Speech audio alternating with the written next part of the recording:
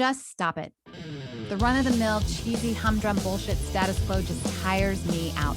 What fascinates me are the industry disruptors, the superhuman frontiersmen or women who go through hell to achieve their goals.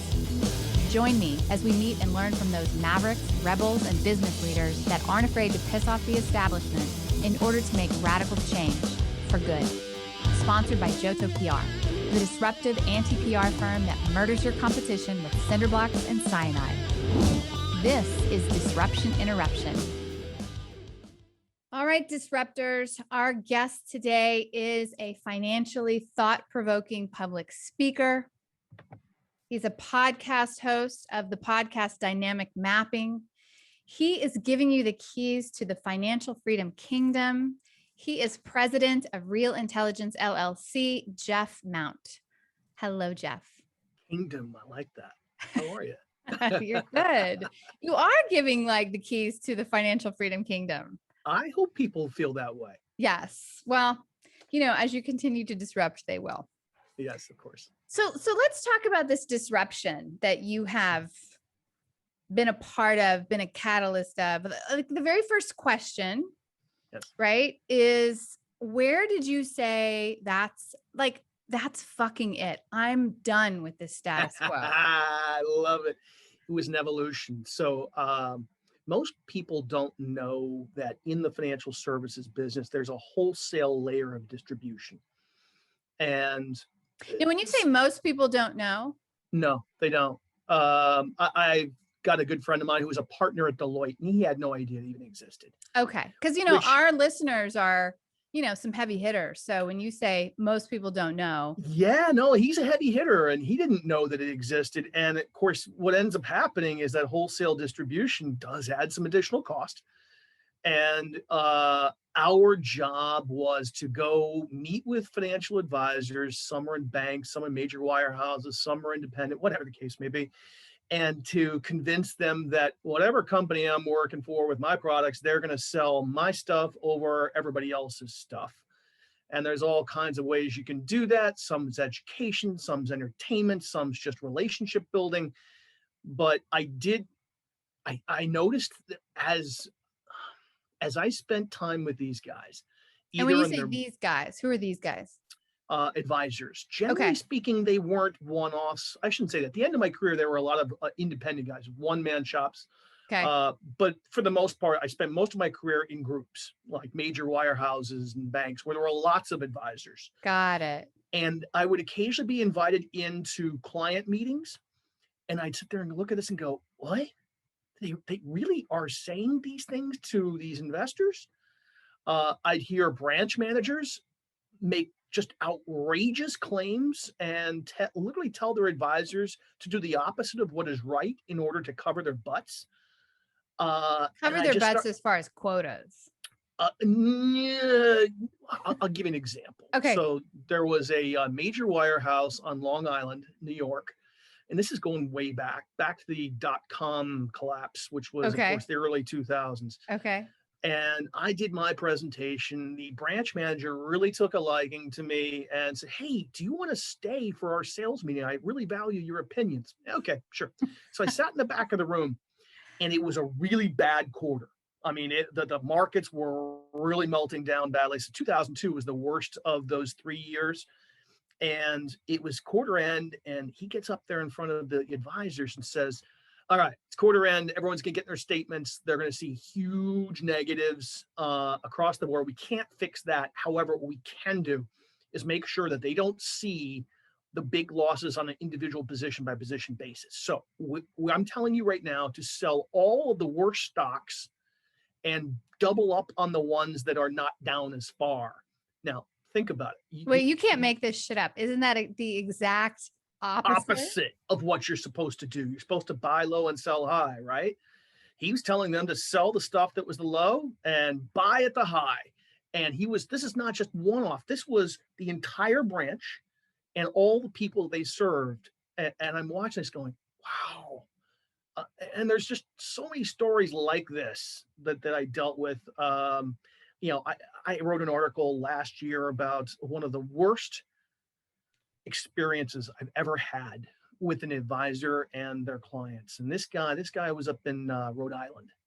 Again, major wirehouse guy, but it was just a one-off. We're having dinner. So he's asking me to come at 6 o'clock and meet with him and his clients. And it was $1 million opportunity. And I'm like, all right, fine. So I'm there at 6. He shows up at 6:01 and says, I just need you to know I'm drunk. Cancel the meeting. And again, it was early 2000s. So he says, it's an older couple. They don't have cell phone. Oh no. Okay, here's what we'll do. I'll talk to them. You don't say a word. Just sit there and be quiet, and then we'll get through this as best we can. That didn't happen. No. The couple shows up. He sits down with us and raises his arms as high as he possibly says. And before we begin, I think it's important to announce that I'm drunk. No. Yes. No. And I'm looking at the couple thinking, no, there's a hidden camera. There's no way this is happening to me. And they look at me and I try to move on. The waitress shows up and says, can I get anyone a drink? And I look at her and I go, no. He says, we'd like 2 bottles of red and 2 bottles of white. I said, absolutely no alcohol. No. And he's upset. So we go on to start talking of business, just the 3 of us, and we're leaving him out. What's the elderly couple doing? They're just shaking their head like they can't believe what they're seeing. I'm telling you, I'm surprised they didn't walk. The advisor reaches across the table, grabs the woman's arm, holds it down, says, you're not leaving here tonight until you agree to do this. Well, no. I grab his hand off, pull it up. Can't believe it. I just want to get out of here. I really want to get out of here. The waitress comes back. He grabs her ass. No. It never ends, right? So we get halfway through dinner. I'm looking at the couple. I'm rolling my eyes, and you're thinking, feed this guy. Let's sober him up. Let's get him a little humble. Right. The old man is smiling, and he's like, this is just absurd. This is entertaining for them at this point, right? So I'm about to wrap everything up, and he throws his arms up again. I'm like, oh no. He goes, did I ever tell you guys about my secret passion of becoming a farmer? He's just gone. He has no idea where he is. And at this point, I said, guys, it's been great. Have a nice, safe ride home. Good luck to you. And he reaches across he reaches across the table and grabs the woman's arm again and says, now, as I told you, you're not leaving here. And I grabbed his arm, pulled it up and looked at them. I said, run. And they did. They got up and they ran. And he looks at me and he says, I think that went well. Okay. So who paid for dinner? That's what I want to know. I did. You're such a sucker. I did. I know. Anyway, this is what unfortunately goes on in a lot of the major wirehouses and a lot of the banks. And I'm not saying all advisors are like this, but I don't believe the current service model that is out there is really good for folks who are in accumulation phase, trying to grow their assets. Quite frankly, I think I can give them enough strategic tips. They can do it on their own. It is a zero commission world now. Now, I'm not saying there isn't a user for advice. Please don't misunderstand me. In distribution, the strategy changes dramatically, and it does make sense to have an advisor help you. Yeah. When you hit a certain level of wealth and you say, okay, I just want to make sure I don't get clobbered and lose this. I need to grow it slowly and carefully and manage risk. That makes sense. But 85% of the population do not have, or the investing population, I should say, that audience, they don't have an advisor. So that number came from Fidelity Institutional, who of course works both sides, right? They serve advisors and they serve the general public directly. So I believe that number to be true. I would imagine if anyone has that data correct, it's them. And you've pretty much, like, when you say you believe it to be true, do you see that empirically? Yes, absolutely. So tell me about this disruption that you have catalyzed, right? So you had this like, no way in hell, I'm not doing this anymore. This is wrong. Right. And we have 85% of the investors that don't have an advisor. Yes. Right. Yes. But there is a disruption of the status quo that not only needs to happen, but you're catalyzing it. So what is it? So 2 years ago, I left the wholesaling world. I was just burnt out. 25 years of traveling all over God's green earth to meet these people who are embarrassing me at dinner tables. I just couldn't do it anymore. So I partnered with an old client of mine who has this very innovative method of financial planning. And it's not a financial plan. I'll come back to that in a second. And I started thinking about some of the training that I've delivered to my elite advisors to step up their game and deliver a service model that is what we call an essential family office. So for people who don't know what a family office is, it's typically a service model reserved for the really ultra high net worth. So people with $50 million or more. And what it is you get the investment advisor, the accountants, the attorneys, the property and casualty risk managers, real estate property managers, concierge travel services, all these people, M&A, all of it together, all of them talking to each other on a daily basis, and all for your benefit. So what we've done is we've scaled this down to what we call the middle class millionaire level, 750,000 investable assets or more, and control over your budget. If you can qualify with those two things, we can take an advisor and train them how to deliver this. And I have done that. And I was going to travel around the country. This was my idea. I was going to travel around the country and train these elite advisors how to bring this service model to these middle-class millionaires, which of course are exactly who they want as clients. Middle-class millionaires. How big is that market? It's enormous. It is yeah, see, absolutely that's really enormous. very interesting. Middle-class millionaires. So many people who fit this description. And in America, and they do not get this kind of service. And they're going to have to, because as I mentioned, we're in a zero commission world. The public is demanding more. Well, the business didn't work too well because this thing called COVID happened and prevented me from traveling really anywhere. Oh, shit. And I'm like, oh, we created this beautiful app that was a great tool to help advisors get through the financial planning conversation, which can be very laborious and quite frankly, very boring to a lot of people. Because it's often what I understand based on industry standards that really has nothing to do with helping individual investors, but is all about helping large institutions. Is that right? I'm so dumbing this down. So yeah, it's an institutional process that is used to create something that's supposed to be for families. Right. And it misses by a mile. It misses for a number of reasons. Number one, it's not dynamic. Our lives are dynamic. People get sick, hurt, laid off, and divorced all the time. Yeah, well, COVID happens. Never do, right? Was that in the institutional investing standard? Yeah, right. The benchmark. Oh, if a pandemic happens, this is what happens. I mean, I could go as far as to say, let's look at these flawed risk profile questionnaires that are just so vague about how people feel about the markets. And let's be honest, we feel how we felt 5 minutes ago, and that's it. You know, so if the market's doing well, hey, I could tolerate risk. Ask that same person this a year ago, the world's coming to an end. They shut down. There's no economy. When's it going to start again? Armageddon. I don't know. Scared, right?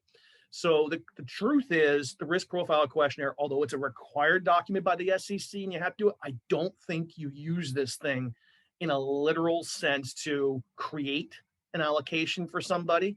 And then there's this thing called systematic rebalancing, where every year you go back to that same allocation, no matter what. Well, there's a whole bunch of no matter whats that make no sense. So it's not dynamic. It's very static. It's very static.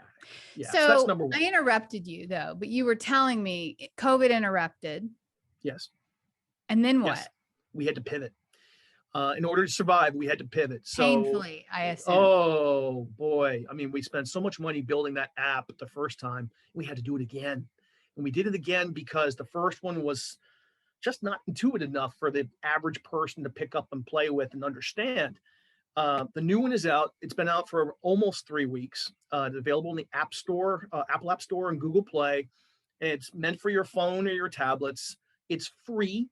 So it is giving you all the math that you would normally get from these financial plans that cost anywhere from $2,500 to $5,000. It's giving it to you quickly in 10 minutes or less.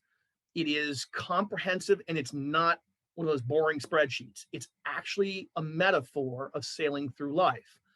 And we create that from the math, which is really interesting. So when you think about most graphs, it's just kind of above the line. Mm-hmm. We actually are very unique because we help to identify what your unique liabilities are for retirement, for college tuition planning, saving for your kids' weddings. Your mortgage can go in there. And what we do is we create those liabilities based on how much you need, when you need it, and how is the income going to be distributed when you actually do use it. And it's dynamic in the sense that you can go change it based on certain things that happen. You get laid off, you get fired, a pandemic happens. Sure. So we call those tailwinds and boulders in the new app. So the liabilities create the hull of your boat. The assets create the sails of your boat. Obviously, if you have slack sails, you got some work to do. You need to make some strategic changes. We will help you with that. If you have the big billowing sales, great. Maybe you qualify for that essential family office service model we talked about. But as you just mentioned, it needs to be dynamic. And we need to give you all the things you need to build this wealth, this accumulation, if you will, of wealth for all these family purposes. So we have included in the premium subscription, which you heard me talk about how much financial plans cost. Yeah. We're only charging $19.99 one time. And you've not got even a month. Not even a month, just one time. And it's literally 30 strategic tip videos inside of there that will help you identify if you're a growth investor, if you're a value investor, how do you pick an income fund? When should you look at insurance? Maybe you should use a kind of a hybrid. All these things are available to help you through that accumulation phase. So is this for middle-class millionaires, or is it for those that are also not middle-class millionaires? It is for anyone. I will tell you that the boat metaphor is so simple that some people look at it and go, I don't believe it. I don't believe the math behind this is accurate. Well, truth is, I've had that's a humanoid response. We love things complex. Yeah, like kind of. Simplicity is actually the most powerful. But absolutely. So who are the early adopters of this?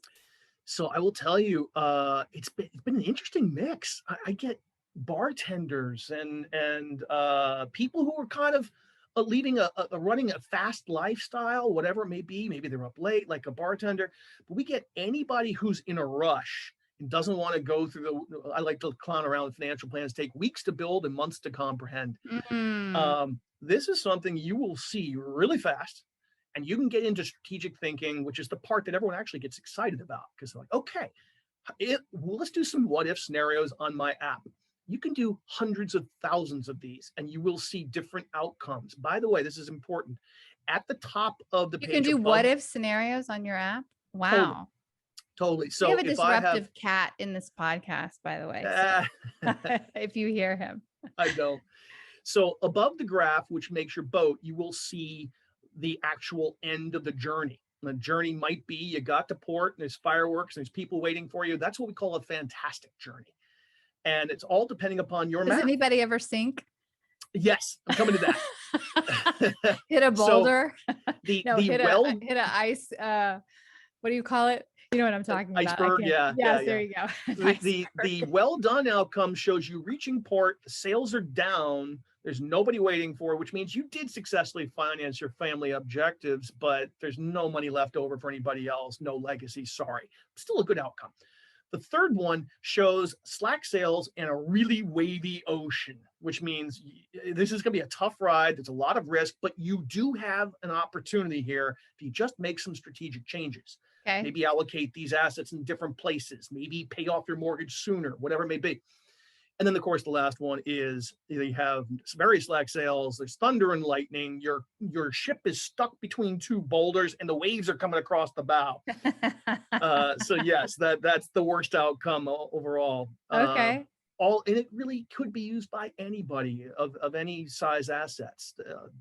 My kids are now playing with it, saying, "Okay, well," and which is great because you know what? I had this podcast yesterday with a ex-professional wrestler who's partnering with us. And we were talking about his experience in investing. And he says, listen, I've been a good investor all my life, even though I'm viewed as one of these big, dumb wrestlers, and he's not dumb at all.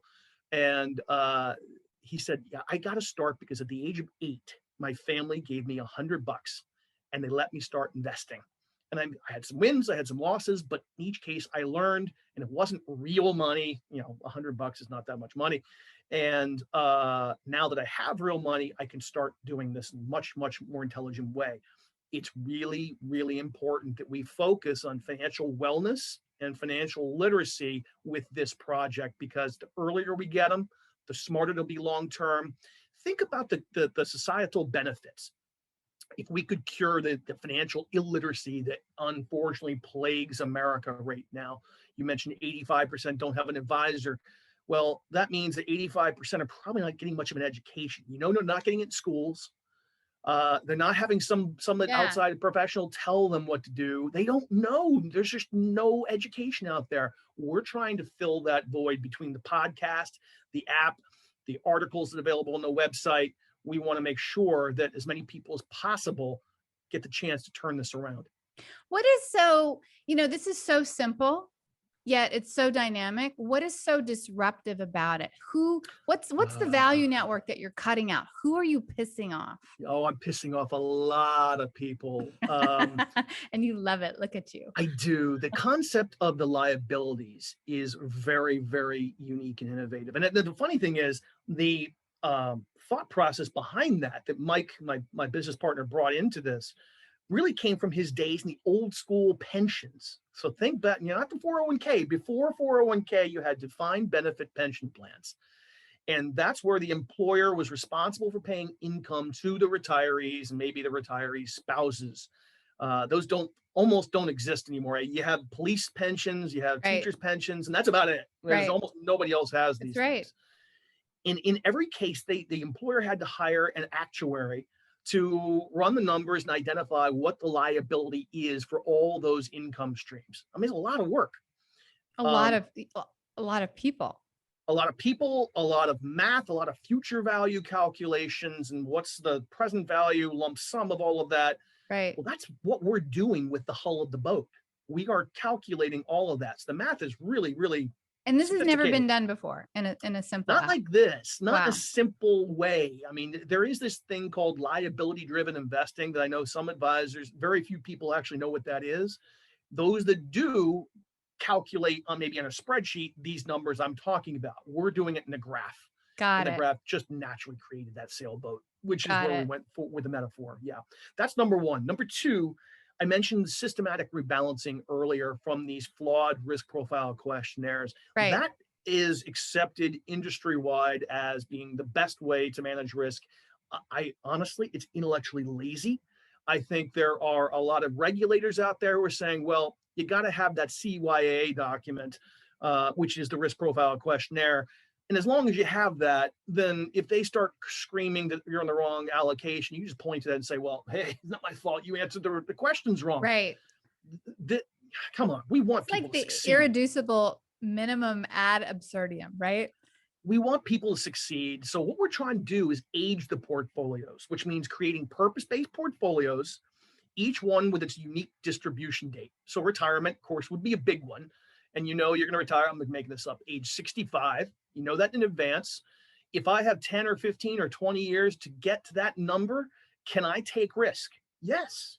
We have plenty of data to support the fact that your variance of average from the averages over that long a period of time is not very big. It's predictable. But obviously, in a 1 or 2 or 3 year period of time, it's not predictable. Right. Things happen, and the variance is huge. So what we do with the aging of portfolios is every year we take a little bit of risk off and we move it more towards income generating asset classes and eventually into highly liquid, quite frankly, not generating much income at all these days, highly liquid asset classes like short-term US treasuries or even cash. So who are you pissing off? The financial planning community who does not want to change from the status quo hates this. Does not want to change from the status quo what? They do not want to, they hate this. They don't like the idea. This. Oh, you said they hate this. They hate this. They don't want to go back and really think through, all right, so no more creating these 60-40 allocations of stocks to bonds and just rebalancing every 6 or 12 months. No, we do not believe in that. Is it because they're lazy? I was just on a podcast with another guest and, he thought his adoption was going to be so easy, right? Oh. he's making his target audience like 30% more money instantly, more profit, right? Yeah.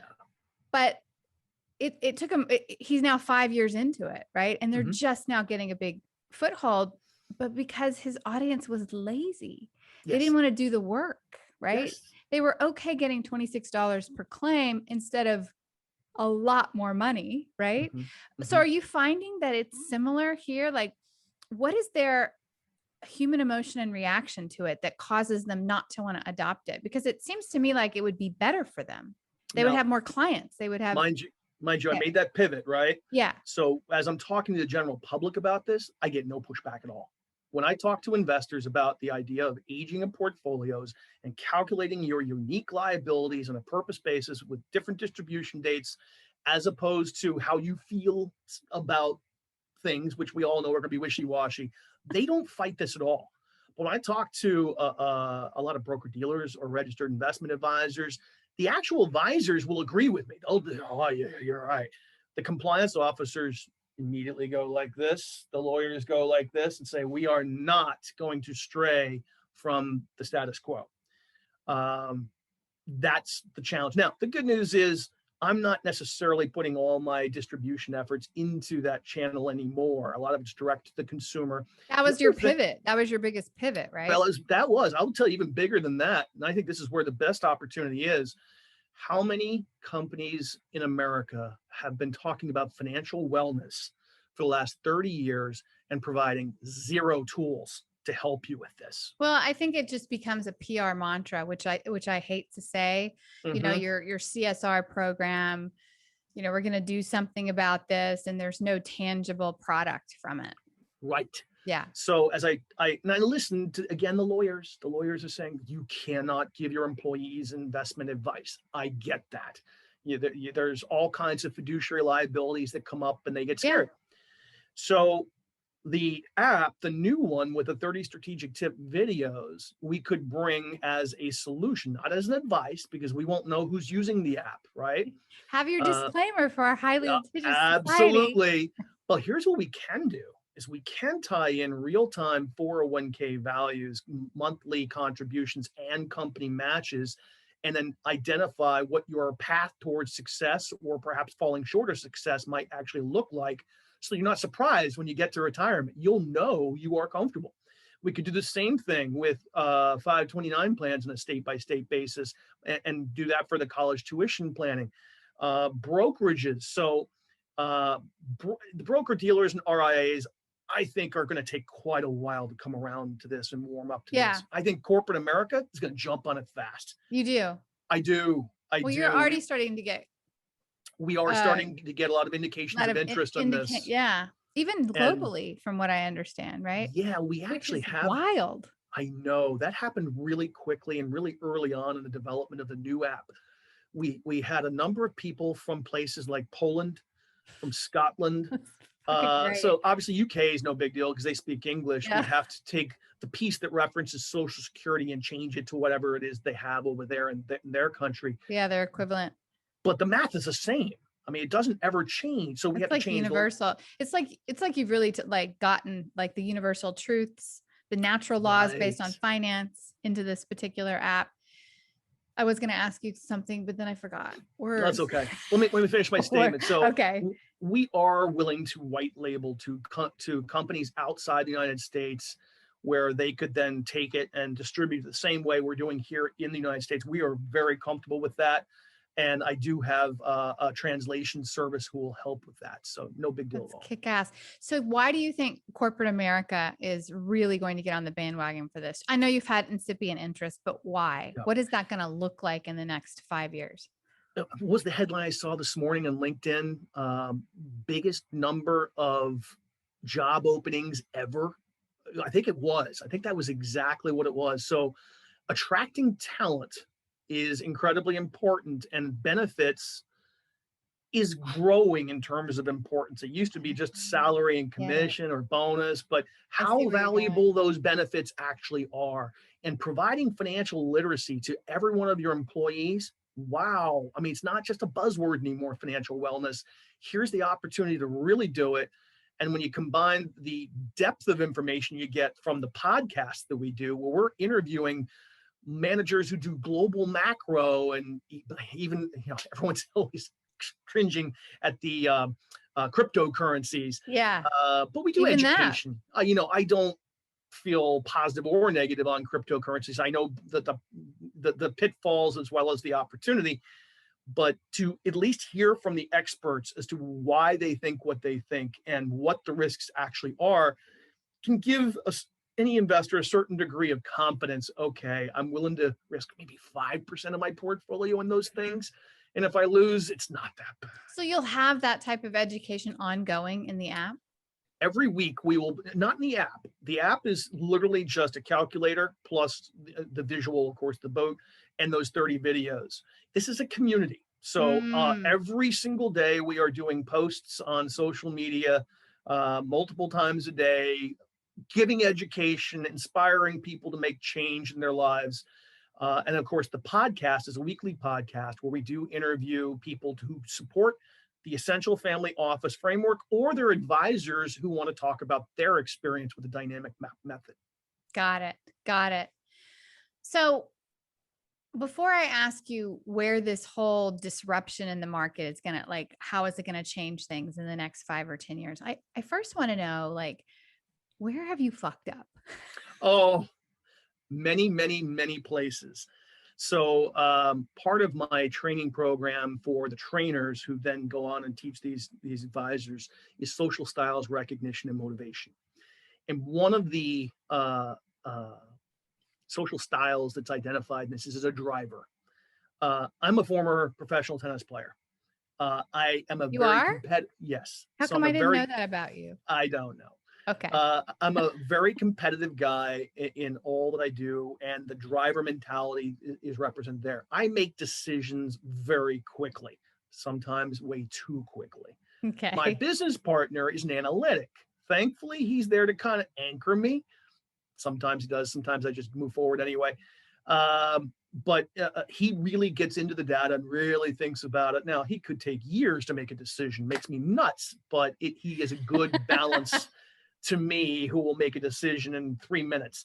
But yes, I have definitely made some big mistakes in terms of who I should be trusting for certain roles to support us. And you learn. Yeah. Well, that's always the biggest thing, right? The people surrounding you. Yeah. Of course. Are you able to share a particular story? Not name names. Okay. No. We don't want to name them.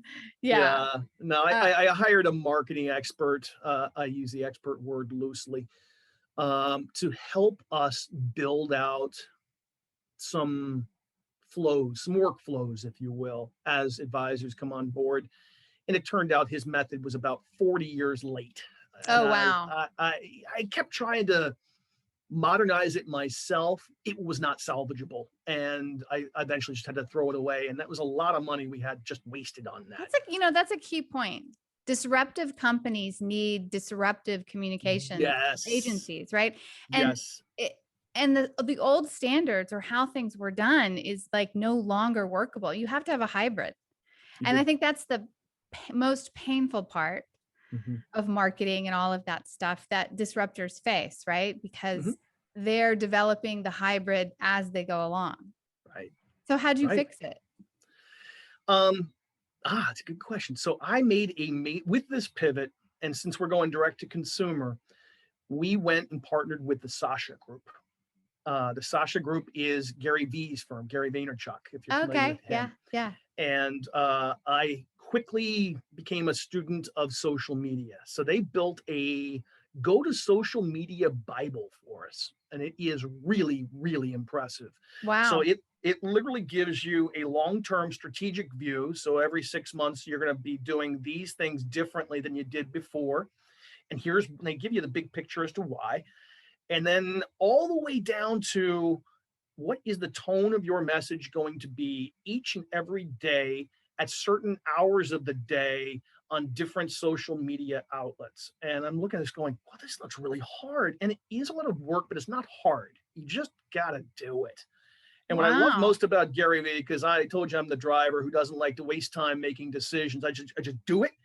And that's kind of his thing, is just do it, get it out there, get it done. And if you made a mistake, who cares? Tomorrow's a new day. Do it again. I love it. I love And it. I'm very much in sync with that. That's a really good pivot. It's a really good solution. Shout out to Gary Vee and the Sasha group, right? Yes. Yeah. Yes. Okay. So raising capital. Have Yes. you found this to be relatively easy? Have you run into roadblocks? Like a lot of our listeners like Right. to know. Right. So the initial fundraise came directly from Mike and myself, as well as Henry Kogut, who came on board and helped us with a marketing budget. We are just starting to seek out additional capital. We're going to be looking at between $1 and $2 million in exchange for about 20 to 25% ownership. As we, again, our three outlets, of course, are direct to consumer. The second one's corporate America. The last one is, of course, RIAs and broker dealers. And I think there's still a real big opportunity for this global distribution and white labeling to other companies in other countries. But yes, that is something we are literally just starting right now. Okay, good. And it's going okay. It's going well. Yeah, Good. no, there's definitely interest in this. Good. Yeah. So what is this gonna? So say you do take over the world, right? Yeah. I mean, obviously, this type of app and this type of investing and reaching out to the 85% of investors, this is going to change the industry. I mean, we've seen the industry change to robo investing, and what is this? How is this going to change? What is it going to look like in 5 years? How is this going to change the market? What other kind of competitors are going to come along the channel? Let's identify the changes that are happening, whether I'm here or not. Okay. So the first is we are now at zero commissions. You can go to Fidelity, TD, Schwab, and pay zero on commissions. I remember when they were $300-400 a trade. That was back in the late 90s. Yeah. That's gone. And with that gone, and you now have this fee compression going on in the fee-based realm, and you are seeing not only first it was the products, right? So mutual funds have made the transition from mutual fund based to ETF, exchange traded funds. Right. The benefit to that is, number one, it trades daily through the market as opposed to the end of the day. And number two, it's very transparent. You can't hide lots of fees the way mutual funds did. So fee compression's happening there. It's going to happen at the advisor level as well, unless that advisor can show that they're delivering a much higher and better experience, like an essential family office framework. I think that would allow most people, reasonable people, say, well, gee, if you're truly communicating and managing all these other people that do things other than investing, yeah, you deserve to get paid a little something more for that, because no one does that, right? I do think as a result of what's going on with the price pressure, 1/3 of all advisors will exit the business at the next bear market. That's not very, wow. Well, we don't know when it's going to be. I know. I was going right? to say that, like, when you say the next bear market, the first thing I think of, well, that's like doesn't seem very far away. It's not a far, far future. By definition, a bear market is a 20% pullback in the market or more. Okay. So if the average agent advisor right now is 60 years old, and that's where we are, and these people have been doing this roller coaster ride for this long, and they get bammed yet again, and they're told they can't get commissions anymore, and they can't charge the 1%. It's going to come down a little bit more. And geez, the pain that I have to call everybody and hold their hands while they're scared to death of the market. I don't want to do anymore. I'm out. I think 1/3 will disappear. So we have a void at that point. So then what? Absolutely. And that's when I think you're going to have to, well, I mean, part of, let's be honest, you mentioned robos. Yeah. Robos had been struggling, even though they're super cheap. They had really been struggling until COVID. And oh, really? Exploded during COVID. They did really, really well. Oh, shit. And they gather, and they're not just gathering assets of tiny little investors. Yes, they get those. But there were some very savvy investors in there who knew about things like tax harvesting, where you're able to sell off certain stocks that have a capital loss to wash out either current or future capital gains. That's a pretty sophisticated tax strategy. Yeah, it is. For a robo advisor. Yeah. And people were doing it. So I think you look at that. I think you look at the zero commission world. You think about the exit of, let's say, 1/3 of the advisory business. Change is happening no matter what I do. And so if you could describe what that change is going to be in the next, so we have 1/3 of the advisors are going to be leaving, right? Mm-hmm. Have this massive increase in people investing on their own via robo advisors. Like, how would you describe that change? What is it like? How would you describe it? I think what's needed here are, of course, guardrails. People who invest blindly on their own for the first time through a robo, or let's look at Robinhood. Robinhood's not. I don't look at them as really a robo. It's kind of a They're a Wild hybrid. West. It's a Yeah. Wild West. I mean, Yeah. people go on there and just trade. Yeah. And you can do so starting at $1. And my son who's in college is even playing around with Robinhood. And I'm like, please be careful. Isn't there another one like Stash? Is that like Robinhood? I don't know Stash. Okay. I've never heard Look that it one. up.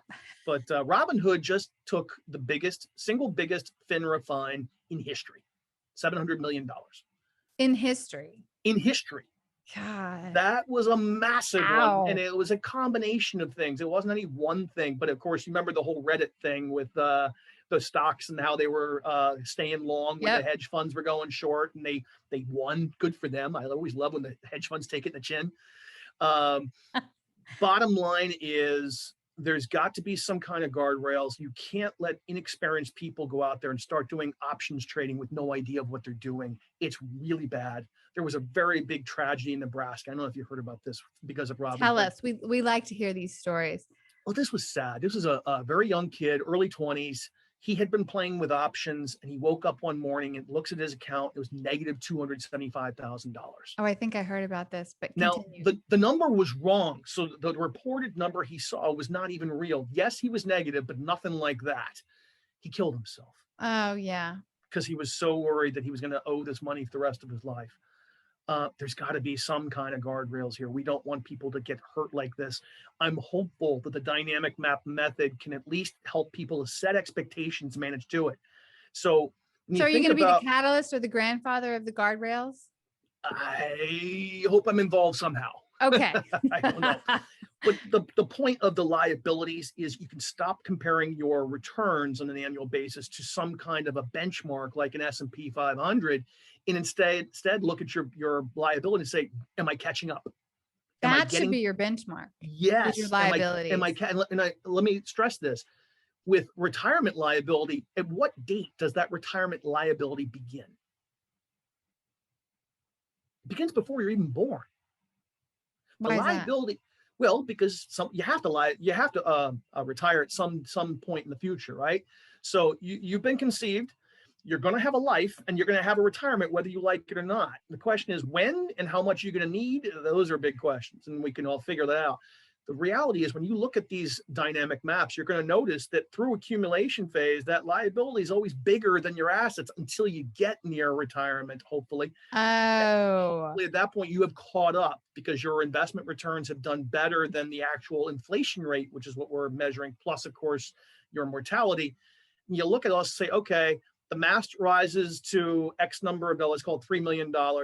And I needed $2.5 million in order to successfully retire. Hey, that's going to be great. And you're going to see that through distribution phase that your number doesn't go all the way down. It stays somewhat above, right? So that is a sensible, logical way to manage and measure how you're actually doing with your investments versus can I beat the market and get greedy? Well, let's hope that through all of this and people have the proper benchmarks and this really takes off and corporate America really helps distribute this in an even more massive way, that people are more financially literate and the status quo of being taken advantage of for their illiteracy, right?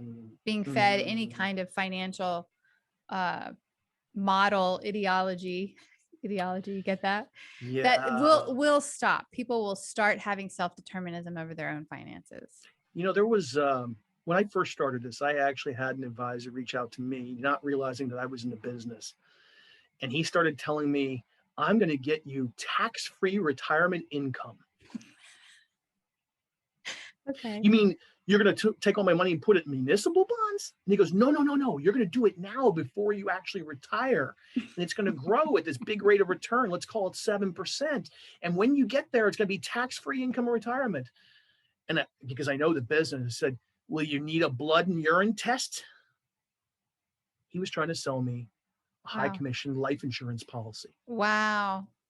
Look, I'm not against life insurance, but it's life insurance, and that's what it should be sold for and used for, not something as devious as this. I know exactly where he was going with all of this, but that's an example of how somebody who was not financially literate might have fallen for that pitch. And I'm sure people do all the time. Well, I guess people don't realize that financial literacy, when you look at that percentage, includes advisors.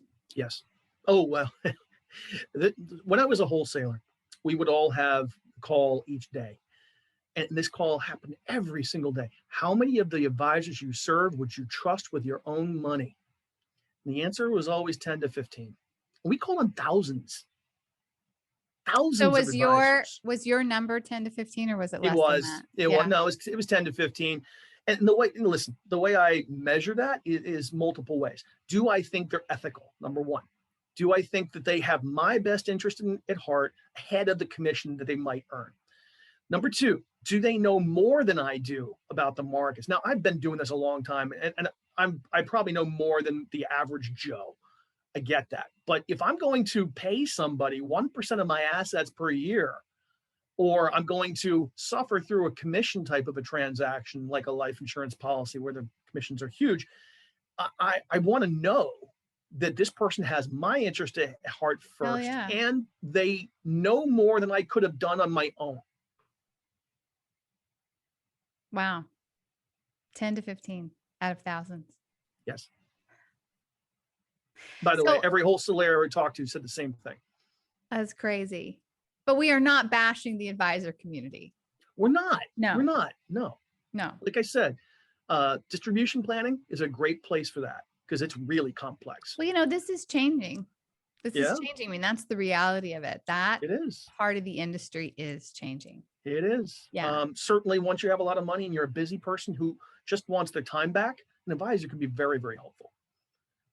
Overseeing the tax consequences and working with the accountants and attorneys, absolutely, tons of value there. Yeah. But telling them to get tax-free and income and retirement by buying a life insurance policy, that's not so good. No, it's not so good. No. So I want to know about you. Yeah, sure. Who are you? Who is little Jeff? Obviously you were a tennis pro.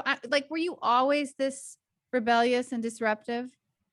No, I was a pretty mild kid. I'm an only child. I was adopted. My dad was unfortunately an angry alcoholic. That sucks. It did. It definitely did. My mom was a sweetheart.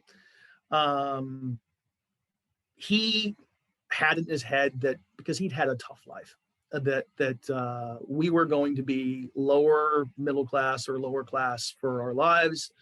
There was nothing you could do. And I remember asking him at a young age, Dad, do you invest? I said, no, get that out of your head. Nobody actually retires. Investing is a waste of time and the system's rigged against you. We've heard this language before, right? Yeah. There are a lot of Americans, unfortunately, who have that same mentality, negative fixed idea, view. False idea. Yeah. Yeah. They have that same pessimistic view on life. Yeah. And I looked at him, I said, I don't agree with you. I need to get the hell out of here. And my way, and this is something back to the 8th grade, so I like tennis. I played baseball and football and that stuff too, but I really like tennis. I want to get good enough to make a career out of this. Wow. So that was your ticket. Well, I thought so. I will tell you, I suffered through a lot of give it up. You're not fast enough. You're not good enough. You don't hit hard enough. And I hit really hard. And you're just not going to make it. Well, I went to college and of course played tennis in college, and I played for about 6 years on the satellite circuit. Now, not the ATP tour. I wasn't that naturally gifted. I worked my butt off to be at least competitive. And there's so many people out there with just natural talent that you're just like, wow, I wish I had that, but I don't. And those are the ones who, quite frankly, make a lot of money at the game. Yeah. I didn't make a lot of money, but what it did teach me was I don't need to I don't need to adhere to somebody else's path. I need to find my own path. And when I had some success with this, it encouraged me to continue to find my own path. Even when I was wholesaling, I did things differently than everybody else did. And sometimes they failed miserably, and sometimes they worked really, really well. And that led me to this place where we are now. Let's create, again, our new path. Let's hope that we can get as many people on board as possible, because the societal benefit to financial literacy is dramatic. It'll reduce taxes that go to social programs because everyone's doing better on their own, right? It will eliminate, I really hope it will eliminate the pessimism that happens to go from generation to generation, like I just described with my own home, right? Yeah, what a contagion, right? Because how many people really do have the ability to just walk away like I did and have some success? A lot of them are afraid to. They're told they just will never do it. Okay, they accept it. I've seen this with inner city kids, and it makes me sad. They're kids. They should not be giving up on life when they're little kids. They should be hopeful and happy and optimistic. It's true. So I'm hopeful that that will be the consequence of financial literacy. Okay, good. Well, let's go for that. So what are your crazy passions? What do you do outside of work? Outside of dynamic mapping? I don't play tennis anymore. Okay. My left knee is fully replaced. It has just really? Been oh yeah. At a very young age, I was mid 40s. Too many pivots. I tore my ACL for the 5th time, and I just said, chop it off. I'm done. No more. So it was the best decision I ever made. Yeah, of course, but it's fine now. I fly fish. That's my thing. You fly fish? I do. That is my passion. I'm also big into cars, and I do like to race cars, but I don't get to do that as frequently as I'd like. But my real passion is finding really exotic places to go, freshwater fly fishing. I'll do saltwater too, but freshwater is more challenging. And so where's the most exotic place that you fly fished? My favorite place anywhere is in upstate New York on the Beaver Kill. So the Beaver Kill is where fly fishing was actually invented. And there is a little club that my father-in-law belonged to called Balsam Lake Club that is on the upper Beaver Kill, and you have 8 miles of the river to yourself while you're there. It is spectacular. Really good fishing. You're in the middle of nowhere. Yeah, the bear threat is definitely there. I've had a couple of encounters. I'm still here to tell you about it though. But yeah, I love that. I've gone out west into Colorado and Wyoming as well. You know, we're going to have fly fishers that are going to contact you from listening. Yeah, right. That's so right. So when you're fly fishing, is it still all like, you know, I'm from the South, and all the men that fish, you know, they have their fish tails. Like, you know, the fish are always like their fish is always the biggest. Of course. Is it the same with fly fishing? Fishing is fishing. Of course, you're going to hear fish stories all the time. Right? Okay. What's the biggest fish you've ever caught? It's 22-inch. Again, in the freshwater, I caught a 22-inch brown trout. Is that big in freshwater? Yeah. I mean, it's big. Well, it's big by East Coast standards.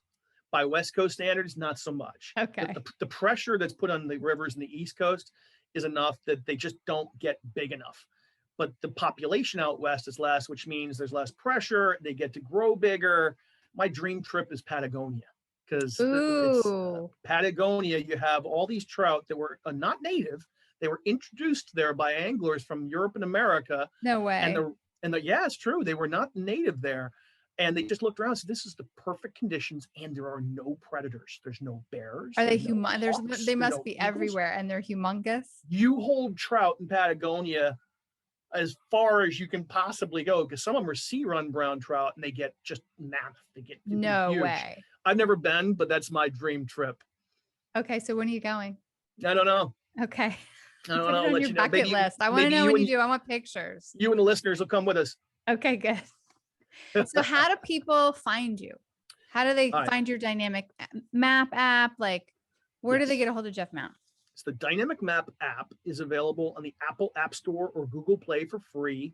The premium subscription's $20, as I mentioned one time, where you just go in and you get the 30 videos. It'll tell you everything you know during accumulation phase. We also have realintelligence360.com, which is our website. There is a form there to introduce yourself to us so we can keep you up to date on new apps.